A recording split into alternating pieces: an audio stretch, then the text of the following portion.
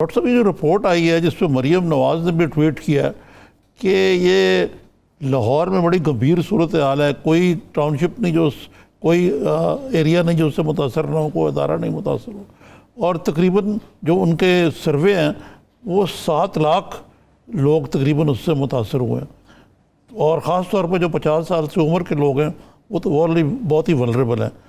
Doctor साहब, इस पर क्या तबसरा करेंगे आपके इसके रिपोर्ट की तनाज़र में? क्या लॉकडाउन को नरम कर देना चाहिए या लॉकडाउन को सख्त कर देना चाहिए या कुछ नहीं करना चाहिए?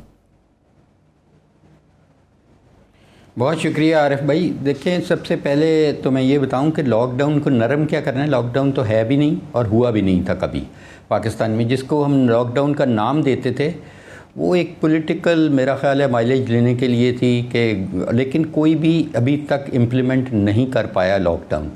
इसलिए वो रिलैक्सेशन का तो अगर, और जैसे आपने बिल्कुल सही फरमाया कि ना ये साइंसी बुनियादों पे हुआ था लॉकडाउन, ना इसके ऐलान किए गए थे साइंसी बुनियादों पे।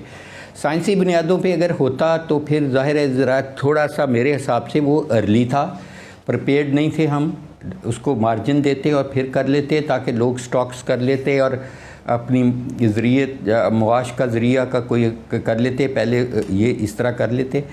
और फिर जब ये इसकी पीक ज़्यादा तेज़ी से ऊपर गई उस वक़्त ये ज़्यादा शायद बेहतर होता, लेकिन ये भी कोई ख़त्म ही नहीं कहा जा सकता। लेकिन डेफिनेटली इसको ख़त्म जितने भी मुल्कों ने किया और जो रिकमेंडेड भी है वो ये है कि जब आप फ्लैटनिंग द कर्व कर ले, जब आपकी ट्रांसमिशन रेट इतना हो जाए कि आगे ना बढ़ रहा हो, उसका मतलब ये हरगिज़ नहीं होगा कि केसेस ख़त्म हो जाएं। उसका मतलब होगा कि केसेस की स्पीड इंक्रीज़ की, एक्सेलरेटेड स्पीड ख़त्म हो गई और अब फ्लैटन हो रहा है कि जितने आपके ठीक हो रहे हैं उतने ही आपके बीमार हो रहे हैं और आपके हॉस्पिटल की कैपेसिटी मौजूद है। और दूसरा, लॉकडाउन का मकसद किसी हद तक ये भी होता है कि आप अपनी हेल्थ सर्विसेज को प्रिपेयर कर लें इस दौरान, और ताकि अगर लॉकडाउन जब रिलीज़ करेंगे तो हॉस्पिटल्स में ये सस्टेनेबिलिटी आ जाए। तो ऐसा हुआ नहीं, और ये अनफॉर्चुनेट चीज़ है कि जैसे अभी आप बता रहे हैं कि तकरीबन ये बनती है 4 से 5% आबादी लाहौर की, और मैं समझता हूँ कि लाहौर क्योंकि बहुत डेंसली पॉपुलेटेड भी है, बहुत बड़ा शहर भी है, तो इसलिए इसका ज़ाहिर है ये होना कि भाई ये ट्रांसमिशन होना ये कोई अजूबा नहीं है। लंदन में देख लें, बर्मिंघम में देख लें, मैनचेस्टर में, लेकिन दूसरी तरफ अगर सब अर्बन और रूरल एरियाज़ में देखें, जो उनकी रूरल काउंटीज़ हैं, फॉर एग्ज़ाम्पल आप डेवन में देख लें तो वहाँ चंद 100 केसेस हुए हैं और हार्डली सिंगल डिजिट मोर्टेलिटी कभी हुई है जी। इसलिए इस वायरस का बहुत ज़्यादा तल्लक है पॉपुलेशन डेंसिटी और लाहौर के अंदरून शहर, इचरा और इन लोगों जगहों पे। और मेरा ख़्याल है कि जो अब बड़ी वजह बनी है वो बड़ी अयां है, और आपके प्रोग्राम में ही मैंने ये कही थी कुछ देर पहले, ईद से पहले, कि देखें ये जो गवर्नमेंट ने जब ओनरशिप पास ऑन की पब्लिक को, तो पब्लिक ने उसको बिल्कुल सीरियसली नहीं लिया और बिल्कुल इम्प्लीमेंट नहीं किया कोई भी प्रिवेंटिव मेजर। और गवर्नमेंट ने तो पास ऑन कर दी लेकिन आगे कुछ लेने वाला नहीं था। ना तो ये जो ट्रेडर्स की तंजीमें हैं, दुकानदारों की तंजीमें हैं, उन्होंने कोई एक स्टेप भी नहीं किया कि जो काबिल ज़िक्र हो। हमने आज एक इम्तिहान लिया जो सप्लीमेंट्री का था, चंद एक बच्चों का, लेकिन वो आपके चैनल ने कवर किया और वो आप देख सकते हैं कि अल्हम्दुलिल्लाह मैं खुद एक टांग पे खड़ा रहा थ्रू आउट 3.5 आवर्स, क्योंकि मेरी ज़िम्मेवारी थी। और कोई बच्चा क्या, कोई पहले हमने सबसे पहले अपने तमाम स्टाफ को स्क्रीन कराया एक दिन पहले कोविड-19, बहुत मुश्किल काम था पूरे करना, और फिर उसके बाद हमने डिसैनिटाइज किया, फिर टनल्स लगाई, फिर हर बच्चे को किसी को अलाउड नहीं था मास्क के बगैर, जो मास्क पे नहीं आया हर एक के हमने हाथ धुलाए और हर एक ने अपने सैनिटाइज़र यूज़ किया और अल्हम्दुलिल्लाह वो खूबी अंजाम पाया। देखें, अगर अपने ज़िंदगी का पहिया चलाना है ना, तो ये एग्ज़ाम एक आपको पोस्ट कोविड की बताएगा कि किस तरह चलाना होगा। ये अब हमारी ज़िंदगी का हिस्सा बनना है। ये जो मास्क नामी एक चीज़ है ना, इसके बगैर ना मुझे किसी को तनख्वाह देनी चाहिए, ना मुझे कोई मरीज़ देखना चाहिए, मुझे सर्विस नहीं देनी चाहिए, ना किसी टैक्सी वाले को, रिक्शे वाले को बंदा बिठाना चाहिए। सीधी सी बात है, ये तो मिनिमम पॉसिबल है। लेकिन हकीकत ये है कि अभी भी 70% आबादी नहीं पहन रही। और देखें जिस तरह आपके कैमरों पे जब हमने ईद पे देखा और आपके प्रोग्राम में मैंने कहा था कि इसका इंक्यूबेशन पीरियड है 10 से 14 दिन, तो आप 14 दिन बाद ये अनफॉर्चुनेटली होगा। तो वही एग्जैक्टली ये वो ट्रांसमिशन है जब उस वक्त हुई है। और ये अब कदरे थोड़ी सी अच्छी खबर ये हो सकती है कि ये वो नेचुरल ट्रांसमिशन नहीं थी, ये उस पीरियड की ट्रांसमिशन है। तो इसका मतलब है ये कम भी जल्दी हो जाएगी, क्योंकि उसके बाद लोग डर भी गए हैं, लोगों के पास पैसे भी खत्म हो गए हैं, डॉक्टर साहब की आइसक्रीम पार्लर।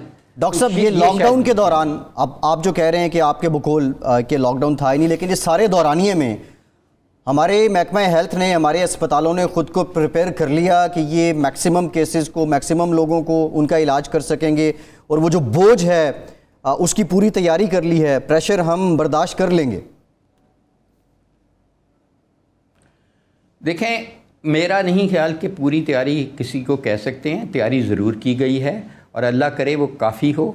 अभी भी हॉस्पिटल्स में सूरत हाल इतनी ख़राब नहीं है, लेकिन जिस तरह ये ट्रांसमिशन और जिस तरह केसेस रिपोर्ट हो रहे हैं, अगर आप 2% भी लगाएं मोर्टेलिटी और 5% हॉस्पिटलाइजेशन लगाएं, तो ये फिर कितने बन जाएंगे उन 6-7 लाख में से, वो भी बहुत ज़्यादा बन जाएंगे। तो इसलिए मैं समझता हूँ कि उस लिहाज से इतनी तैयारी तो ना इटली की थी ना अमेरिका की थी, तो हम तो ज़ाहिर है ये क्लेम नहीं कर सकते कि हम बिल्कुल प्रिपेयर्ड हैं। इस वक्त कैपेसिटी मेरा ख्याल है ऑलमोस्ट 90% ऑक्यूपाइड है, तो अल्लाह ना करे कि इससे ज़्यादा हो। लेकिन इसमें समझने वाली चीज़ है कि 30% एसिम्प्टोमेटिक मरीज़ हैं जिनको पता ही नहीं है, ये सिम्प्टोमेटिक हैं वो माइल्ड टू मॉडरेट हैं, जो क्रिटिकल हैं वो 3% हैं, 3 से 2%।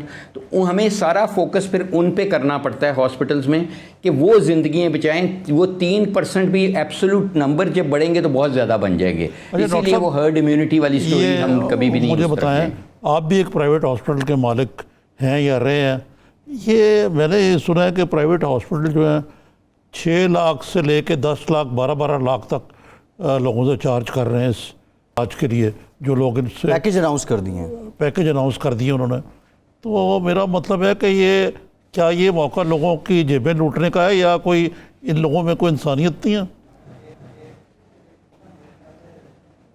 बहुत इम्पोर्टेंट आपने बात की है, और मैं इसमें आरिफ भाई ये कहूँगा, और आपसे ज़्यादा कौन ये समझ सकता है ये चीज़, कि हम चीनी की सब्सिडी पर लड़ रहे हैं जो कि एक जहर है, और अभी तक उसकी ये देख रहे हैं मिस यूज़ हुई, क्या हुआ। हम आटे की प्राइस कंट्रोल कर रहे हैं। इस वक्त सबसे ज़रूरी क्या चीज़ है इस वक्त, जो मैं पब्लिक ओरिएंटेड है, जो पेशेंट ओरिएंटेड है, वो इस वक्त ये चीज़ है कि आप टेस्ट जो है RT-PCR उसकी रेगुलेट करें प्राइस, आप बाकी टेस्टों की रेगुलेट करें, आप प्राइवेट हॉस्पिटल्स के चार्जेस पर डे रेगुलेट करें, आप वेंटिलेटर के चार्जेस रेगुलेट करें।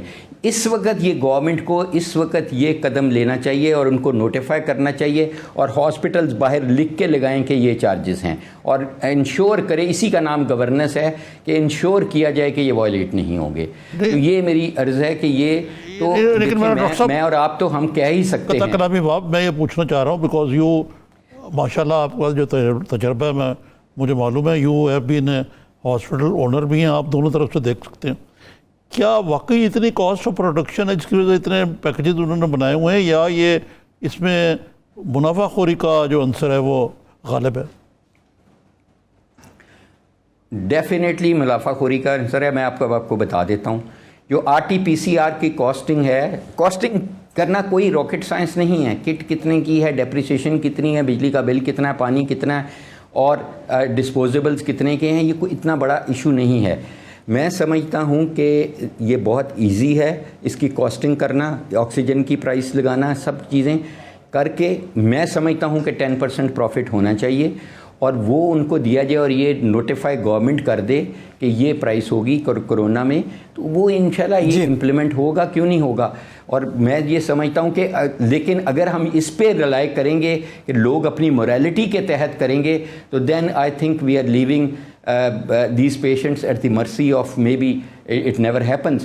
तो इसलिए मैं समझता हूँ कि ये गवर्नमेंट को इस वक्त इमीडिएट, या प्रोविंशियल गवर्नमेंट करे, फेडरल गवर्नमेंट इसको नोटिफाई कर दे, कॉस्टिंग कर ले। कॉस्टिंग एक चार्टर्ड अकाउंटेंट आधे घंटे में कर देगा, ये सारी मैं कर दूंगा, वो तो कोई इशू नहीं है। लेकिन डेफिनेटली इसमें अनफॉर्चुनेटली अगर कोई किसी की ट्रेड बना रहा है इस किसी की मजबूरी को, किसी की ज़िंदगी को और प्रॉफिट मेकिंग करना चाह रहा है, तो मैं कह रहा हूं कि उससे बदकिस्मत इंसान इस दुनिया में भी नहीं होगा और आखिरत में भी नहीं होगा।